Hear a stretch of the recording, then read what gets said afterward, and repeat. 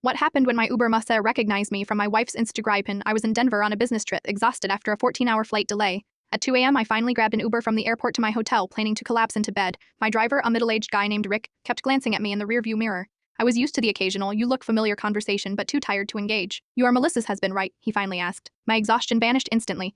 I don't have a common face, but I am not famous either, and my wife Melissa isn't a Tinder or a public figure. How do you know my wife? I asked, suddenly alert. Rick chuckled. Oh, I don't know her personally, I just see her posts all the time. You guys have that amazing mid-century modern house in Austin, the one with the blue door and the Japanese maple in the front yard? A chill ran down my spine. That was exactly our house. Your anniversary was last month, right? The cabin in Colorado? Beautiful spot. That cabin was a private eve here in the middle of nowhere. We hadn't shared the location. You are into vintage motorcycles, he continued, still driving. You've got that sweet 76 Honda CB 750 you've been restoring. Looking good, by the way.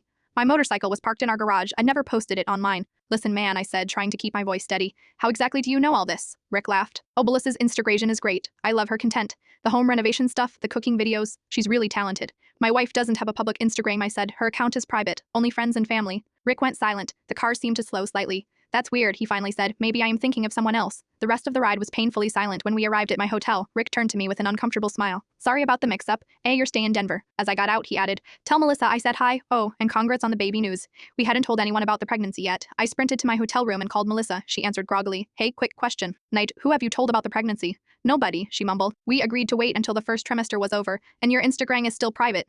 Of course, why? I explained what happened. There was a long silence. That's impossible, she finally said. Wait, unless, she paused. Remember when my phone got hacked last month? I changed all my passwords, but I spent the rest of the night changing every password we had, checking every account and filing reports. We never figured out who Rick really was. Sometimes the scarce part of technology isn't what strangers can see. Minus, it's what they already know.